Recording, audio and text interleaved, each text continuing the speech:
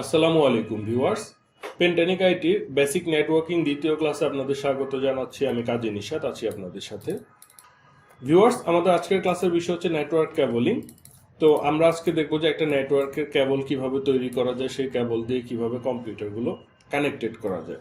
ঠিক আছে, কেবলিং করে আমরা কম্পিউটারগুলো কানেক্ট করে কি কি করতে পারি, আমরা ফাইল শেয়ার করতে পারি, রিসোর্স শেয়ার করতে পারি, যেমন প্রিন্টার, তারপরে হচ্ছে অন্যান্য যে কোনো স্ক্যানার, এই ডিভাইসগুলো, অথবা আমরা ইন্টারনেট কানেকশন শেয়ার করতে পারি, অথবা এক কম্পিউটার থেকে আরেক কম্পিউটারকেও আমরা কন্ট্রোল করতে পারি।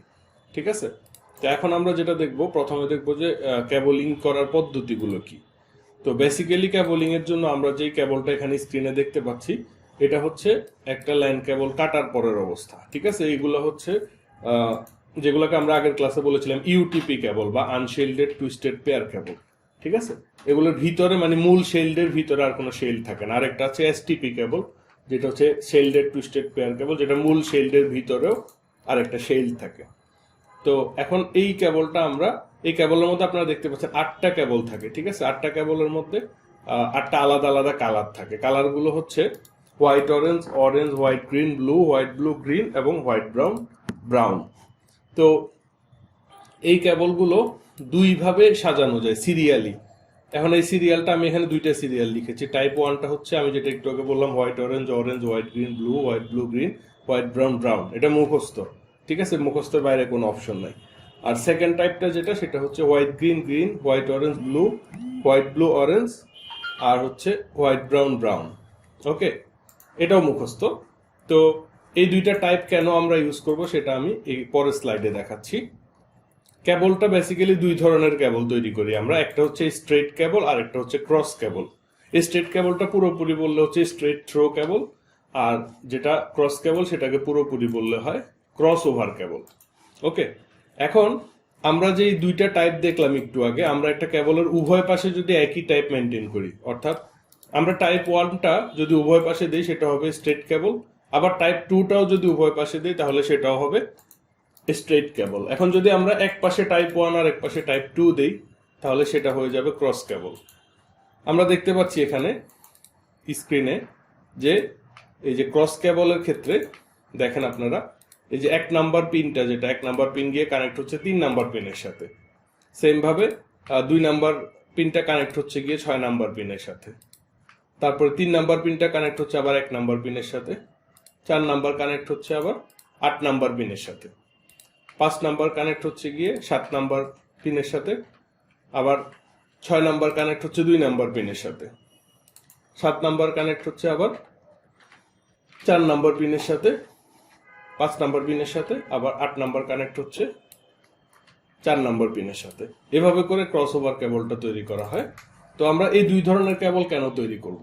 দুই ধরনের কেবল তৈরি করব কারণ হচ্ছে আমাদের যদি একই ধরনের ডিভাইস আমরা কানেক্ট করি তাহলে সেখানে ক্রস কেবল ব্যবহার করব, আর যদি ডিফারেন্ট ডিভাইস ব্যবহার করি তাহলে সেখানে স্ট্রেট। যেমন দুইটা পিসি যদি আমি সরাসরি কানেক্ট করে দিই কম্পিউটার টু কম্পিউটার, তাহলে দুইটা একই ধরনের পিসি, আমরা ক্রস কেবল ব্যবহার করব। আবার দুইটা সুইচ যদি আমরা কানেক্ট করি একটা সুইচ থেকে আর একটা সুইচে, যেহেতু একই ধরনের ডিভাইস, আমরা কি করব? ক্রস কেবল ইউজ করব।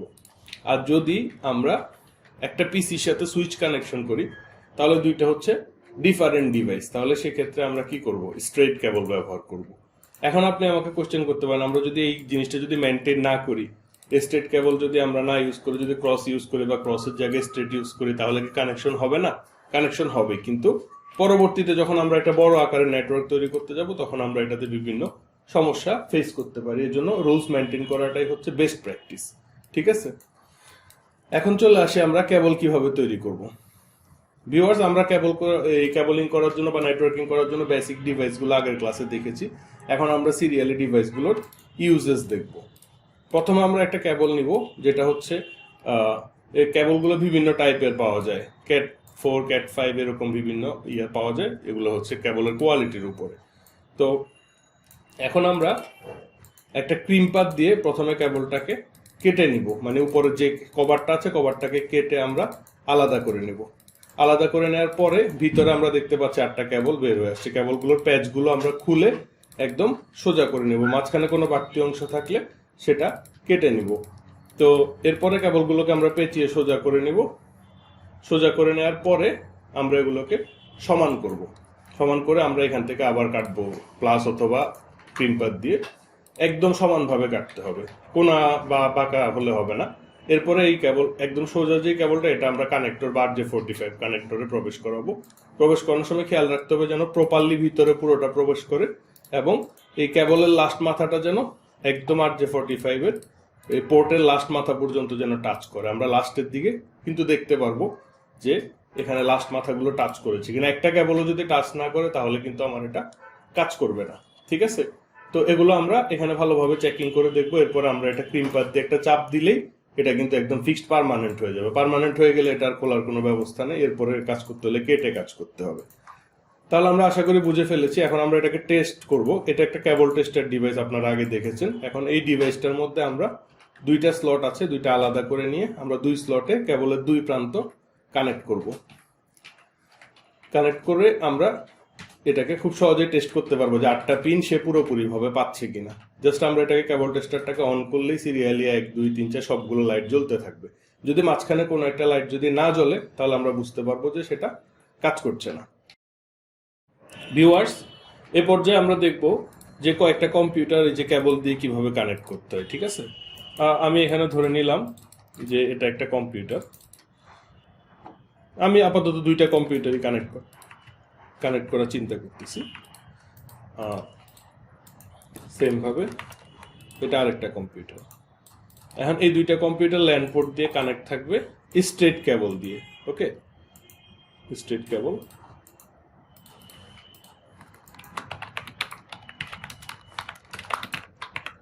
আচ্ছা, এটা হচ্ছে আমার PC1 আর এটা হচ্ছে আমার PC2। ওকে, এখন আসেন এই দুইটা কম্পিউটার আইপি অ্যাসাইন থাকতে হবে। তো যখন আমরা ব্রডব্যান্ড কানেকশন ইউজ করি আমাদের কম্পিউটার অটোমেটিকলি একটা ডাইনামিক আইপি ইউজ হয়। আর যেহেতু এখন আমি যে চিন্তা করছি আমার এখানে কোনো নেট নেই, কোনো কিছু না, আমি জাস্ট অফলাইনে দুইটা কম্পিউটারকে কানেক্ট করছি, তাহলে আমার এখানে কিন্তু কোনো আইপি অ্যাসাইন করা নেই। আইপিটা আমাকে ম্যানুয়ালি অ্যাসাইন করে নিতে হবে, ঠিক আছে?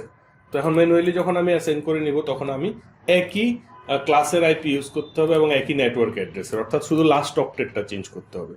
ভিউয়ার্স, আমরা আশা করি যে আপনি আমাদের ইউটিউব চ্যানেল থেকে আইপির ক্লাসটা করেছেন। আমরা যারা আমাদের প্লে লিস্ট থেকে আপনারা কোর্সটা করছেন, আমি কিন্তু আগের ক্লাসে বলে দিয়েছিলাম যে আমার নেটওয়ার্কিংয়ে আইপির উপর একটা ক্লাস আছে, সেই ক্লাসটা কিন্তু আমি আলাদাভাবে আর করাইনি। আমাদের ইথিক্যাল হ্যাকিং এর জন্য আইপির ক্লাসটা করেছিলাম, সেটা আমি এই নেটওয়ার্কিং এর প্লে লিস্টে অ্যাড করে দিয়েছি। অর্থাৎ Part-1 এর পরে আপনি আইপি ক্লাসটা করবেন, তারপরে Part-2 করবেন, ঠিক আছে?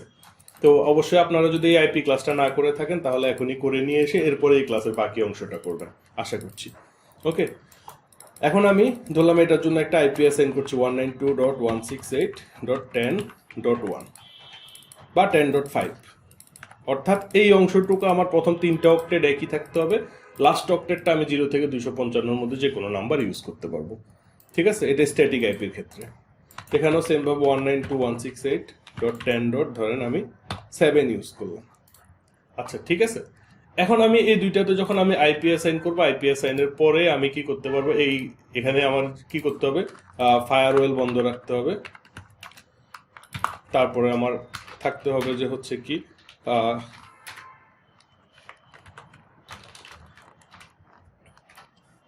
শেয়ারিং চালু থাকতে হবে। এই দুইটা জিনিস আমি যদি এখানে চালু করে দিই, পাশাপাশি আমার যদি কম্পিউটারে অ্যান্টিভাইরাস থাকে অ্যান্টিভাইরাসটাকেও সাময়িক আমি ডিসেবল করে রাখতে হবে।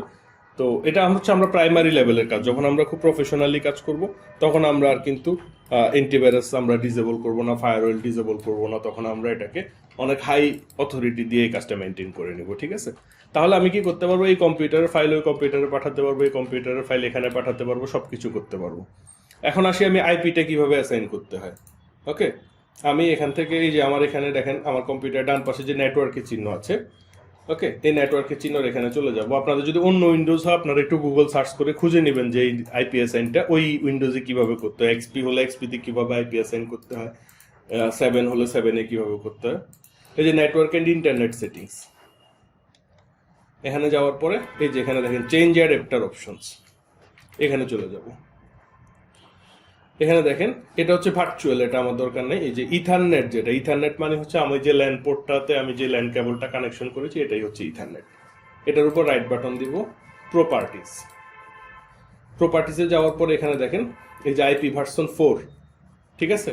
আইপি ভার্সন 4 আমরা যেহেতু আগের ক্লাস করেছি আমরা জানি যে আমাদের এখনো পর্যন্ত আইপি ভার্সন 4টা কমন নেটওয়ার্কের জন্য ইউজ করা হয়। আর আমরা যখন ইন্টারন্যাশনালি নেটওয়ার্কগুলো ইউজ করি বা ওয়েবসাইটের ক্ষেত্রে এখন আস্তে আস্তে আইপি ভার্সন 6টা জনপ্রিয় হয়ে উঠছে। তো প্রাইমারিভাবে আমরা আইপি ভার্সন 4টা দিয়ে সিলেক্ট করে দিয়ে প্রপার্টিজে চলে যাব। প্রপার্টিজে যাওয়ার পরে দেখেন এটা হচ্ছে obtain an IP address automatically, অর্থাৎ আমি যখন ব্রডব্যান্ডের সাথে কানেক্টেড থাকবো তখন আমার এটা সিলেক্ট থাকবে। তাহলে কি হবে, আমার রাউটার থেকেই একটা অটোমেটিকলি একটা আইপি আমাকে ব্রডব্যান্ড কোম্পানি অ্যাসাইন করে দিয়ে দিবে। কিন্তু এখন যেহেতু আমি লোকালি কাজ করছি, আমি কি করব, এখান থেকে একটা আইপি অ্যাসাইন করব। ঠিক আছে, আইপিটা কত হবে, ধরলাম 192.168.0.113। ঠিক আছে, আর এটার সাথে আমার এই যে একটা সাবনেট মাস্ক অটোমেটিকলি জেনারেট হয়ে গেছে। এখন আমি ওকে দিলে আমার কম্পিউটারে কি হচ্ছে, এই আইপিটা অ্যাসাইন হয়ে গেছে। এখন আমি এখানে যে স্টার্ট মেনুতে গেলে এখানে দেখেন কমান্ড প্রম্পটটা আমি ওপেন করব রাইট বাটন দিয়ে, রান অ্যাজ অ্যাডমিনিস্ট্রেটর দিয়ে। ঠিক আছে, এখন আসেন আমি এখান থেকে লিখবো আইপি কনফিগ। রানের অ্যাডমিনিস্ট্রেটর না দিলে অনেক সময় এটা নাও আসতে পারে। এখন দেখেন আমার আইপি অ্যাড্রেসটা কত, 192.168.0.113। আমি এখানে যেভাবে আমি অ্যাসাইন করেছি, একটাতে আইপি অ্যাড্রেস অ্যাসাইন করেছি 0.113, আর একটাতে অ্যাসাইন করেছি 0.110। ঠিক আছে, এখন আমার এখান থেকে কিছু কাজ করতে হবে। সেটা হচ্ছে আমি এখান থেকে কম্পিউটার থেকে সেটিংসে চলে যেতে হবে। সেটিংসের হোম পেজ থেকে আমি এখানে চলে যেতে হবে ফায়ারওয়েল, এই যে ফায়ারওয়েল এন্ড নেটওয়ার্ক প্রোটেকশন। ঠিক আছে, এখান থেকে আমি যদি প্রয়োজন পড়ে এই যে এখান থেকে ফায়ারওয়েল এন্ড নেটওয়ার্ক প্রোটেকশন, এখান থেকে এগুলো অফ করে রাখতে হবে। উইন্ডোজ ডিফেন্ডার, ফায়ারওয়েল যদি প্রয়োজন হয়, আর প্রয়োজন না হলে আমরা অন করে দেখবো, যদি কাজ করে তাহলে আমরা এটা আর অফ করব না। ঠিক আছে, এবার আসেন আমরা এই যে এখান থেকে এই যে ইন্টারনেটে বা আমি এখানে মেনু থেকেও এই যে কন্ট্রোল প্যানেল থেকেও যেতে পারি, কোনো সমস্যা নেই। এই যে নেটওয়ার্ক এন্ড ইন্টারনেট, এখান থেকে আমরা দেখেন এখানে অনেকগুলো অপশন আছে। নেটওয়ার্ক এন্ড শেয়ারিং সেন্টার, এই যে দেখেন নেটওয়ার্ক এন্ড শেয়ারিং সেন্টারে চলে যাব। যাওয়ার পরে এখান থেকে চেঞ্জ অ্যাডভান্স শেয়ারিং সেটিংস, এখান থেকে যে অপশনগুলো আছে টার্ন অফ নেটওয়ার্ক ডিসকভারি, এগুলো অন করে দিব। টার্ন অফ, এটা থেকে ইম্পর্টেন্ট হচ্ছে এই যে turn on file and printer sharing, এটা নর্মালি অফ করা থাকে, এটা অন করে দিব। অন করে দেওয়ার পরে যেখানে অল নেটওয়ার্কস আছে, অল নেটওয়ার্কেও আমরা এই যে turn on sharing with network access can read write files and public folders, এটা অন করে দিব। ঠিক আছে, দিয়ে আমি এটাকে সেভ করে নেব। এটা আমরা এই কাজটুকু আমরা দুই কম্পিউটার থেকেই করব। যে দুইটা কম্পিউটার আমরা কানেক্ট করব, দুই কম্পিউটার থেকেই করব। এখন কানেকশন পেয়েছে কিনা এটা আমরা কিভাবে চেক করব, এটা চেক করব আমরা ওই যে কমান্ড প্রম্পটটা ওপেন করেছিলাম। ধরেন এটা হচ্ছে আমি এখান থেকে পিং কমান্ড দিয়ে চেক করতে পারি।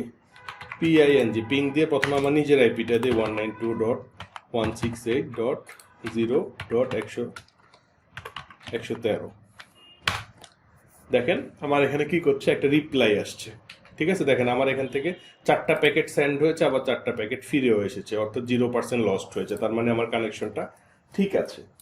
এখন আমি আরেকটা আইপি, অপরিচিত একটা আইপি দিই, কারণ 112 দিই। দেখেন সে কি ডাটাগুলো পায় কিনা, পাচ্ছে না। দেখেন ডেস্টিনেশন হোস্ট আনরিচেবল। ঠিক আছে,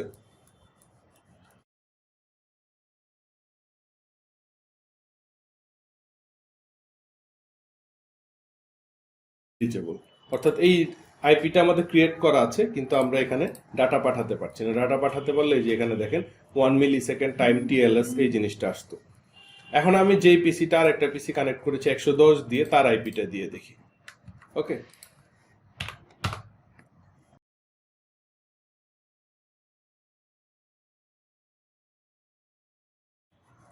আচ্ছা এটা কোনো কারণে ব্যস্ত আছে মনে হয়, পিসিটা লস্ট হয়ে গেছে। আমি দেখি আমাদের আরেকটা পিসি কানেক্ট করা আছে 117তে, এই যে দেখেন 117 যেটা কানেক্ট করা আছে এটাতেও কিন্তু ডাটা পাচ্ছে। ঠিক আছে, তাহলে বুঝতে পারছেন আপনারা কানেকশন হয়েছে কি হয়নি। তো আমরা প্রথমে এনশিওর করব পিং করে যে আমাদের এটা কানেকশন হয়েছে। ওকে, এই পিং কমান্ডটা খুব মজার, আমরা ইন্টারন্যাশনালি কিন্তু যে কোনো ওয়েবসাইটকে আমরা পিং করতে পারি। দেখেন গুগলে ডাটা পাঠাচ্ছি আমি, গুগল থেকে ডাটা আবার ফেরত আসছে। ঠিক আছে, তো এখন আমি কি করব, এখন আমি একটা ফোল্ডারকে শেয়ার করে দিব। ঠিক আছে, ধরেন আমি এখান থেকে একটা ফোল্ডারে শেয়ার করব।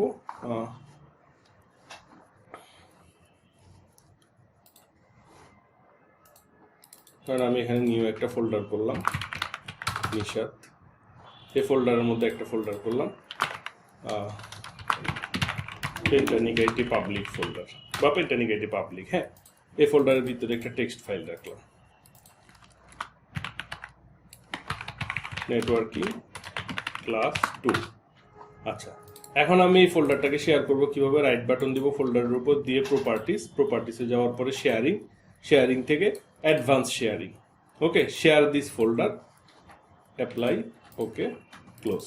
এই ফোল্ডারটা এখন পাবলিক হয়ে গেছে, অর্থাৎ আমার যেই পিসি থেকে আমি কানেক্ট করেছি, ধরেন 110, হ্যাঁ, এই লোক কিন্তু আমার এখানে পেন্টানিক আইটি পাবলিক যে ফোল্ডারটা আছে, এই ফোল্ডারটা কিন্তু এখন আমার এখানে একটা পাবলিক ফোল্ডার। ওকে, এই ফোল্ডারটা কিন্তু এখন এই পিসি থেকে অ্যাক্সেস করা যাবে, যেহেতু এটাকে পাবলিক করে দেওয়া হয়েছে। এখন আমি এই পিসি থেকে কিভাবে অ্যাক্সেস করব ফোল্ডারটাকে? এই পিসিতে ধরেন আমি আছি, এখন আমি এখান থেকে এই পিসি থেকে অ্যাক্সেস করার জন্য আমাকে কিন্তু অবশ্যই মনে রাখতে হবে, প্রথমে একবার আমাকে এই পিসির ইউজার নেম এবং পাসওয়ার্ডটা দিয়ে দিতে হবে, যেটা আমরা কম্পিউটার চালু করার সময় যে ইউজার নেমটা আসে। ঠিক আছে, ইউজার নেম যদি আমি না জানি তাহলে আমরা এখান থেকে সেটিংসে চলে যাব, হোম পেজ সেটিংসের। হ্যাঁ, এখান থেকে দেখেন এই যে অ্যাকাউন্টসে যাওয়ার পরে এই যে দেখেন আমার এখানে ইউজার নেমটা দেখা যাচ্ছে। ঠিক আছে, ধরলাম ইউজার নেম হচ্ছে আমার এখানে পেন্টানিক আইটি, আর পাসওয়ার্ড হচ্ছে ধরলাম এটা। ঠিক আছে, এখন আমি এই পিসি থেকে কানেক্ট করব। এই পিসি থেকে কানেক্ট করার সময় আমি এই যে রান মেনুতে চলে যাব, রান মেনুতে চলে যাওয়ার পরে দুইটা ব্যাকস্ল্যাশ দিব, ব্যাকস্ল্যাশ দিয়ে আমার আইপিটা দিব 192.168.0.113। ঠিক আছে, এটা আমার নিজের ফোল্ডার দেখে সরাসরি চলে আসছে। আরেকজনের ফোল্ডার হলে কিন্তু পাসওয়ার্ড চাইতো। এই যে এখানে একটা প্রিন্টার আছে, আমি যদি প্রিন্টারের উপর ডাবল ক্লিক করি তাহলে প্রিন্টারটা আমার কম্পিউটারে ইনস্টল হয়ে যাবে। ঠিক আছে, তো এভাবে করে আমরা এখানে ইউজার পাসওয়ার্ড দেওয়ার পর একটা অপশন আছে সেভ, ওই সেভটা দিয়ে দিলে আমার এই কম্পিউটার থেকে এই ফোল্ডারটা সবসময় কি হয়ে থাকবে, আমি ঢুকতে পারবো। ঢুকতে পারলে এখন আমি এই ফোল্ডারটাকে একটা শর্টকাট ক্রিয়েট করে নিয়ে কম্পিউটারে রেখে দিব। তো আশা করি আপনারা এই ভিডিওটা দেখার পরে এক পিসি থেকে আরেক পিসির ফোল্ডারটা শেয়ার করতে পারবেন, প্রিন্টারও শেয়ার করতে পারবেন। প্রিন্টার শেয়ার করা কোনো কঠিন কিছুই না, আমি আপনাকে যেটা বলে দিলাম, এই যে এটার উপর ডাবল ক্লিক করলে এটা আমার এখানে এই কম্পিউটারে ইনস্টল হয়ে যাবে। ঠিক আছে, তো আশা করি আপনারা এই কাজটুকু করতে পারবেন। আর আমি আপনাদের একটা হোমওয়ার্ক দিচ্ছি, আপনারা চেষ্টা করবেন একটা কেবলের যেই ডিভাইসগুলো আছে এগুলো মার্কেটে সহজেই কিনতে পাওয়া যায়, আপনারা এগুলো কিনে নিয়ে বাসায় কেবলিংটা প্র্যাকটিস করবেন। আপনার কি লাগবে? ইউটিপি কেবল লাগবে, তারপর লাগবে একটা ক্রিম্পার লাগবে, তারপরে কিছু RJ45 কানেক্টর লাগবে, আর হচ্ছে একটা কেবল টেস্টার লাগবে। ঠিক আছে, কেবল টেস্টারটা না হলেও আপনি কাজ করতে পারবেন, এটা দাম খুব বেশি না, কিন্তু এটা কিনে নিলে আপনার কাজটা সহজ হবে। বারবার আপনি কম্পিউটারে লাগিয়ে পিং করে দেখবেন আপনার ঠিক আছে কিনা, ঝামেলা না করে আগে কেবল ঠিক আছে কিনা এই জিনিসটা শিওর হতে পারবেন কেবল টেস্টার দিয়ে। তো আপনারা একটা দুইটা পিসি কানেক্ট করার পরে প্লাস একটা কেবল তৈরি করে তার একটা ছবি তুলে হোম টাস্ক হিসাবে আপনার গুগল ড্রাইভে আপলোড করে রাখবেন। তো দেখা হচ্ছে আপনাদের সাথে নেক্সট ক্লাসে। আজকে এতটুকুই। Thank you everybody, thank you so much. আসসালামু আলাইকুম।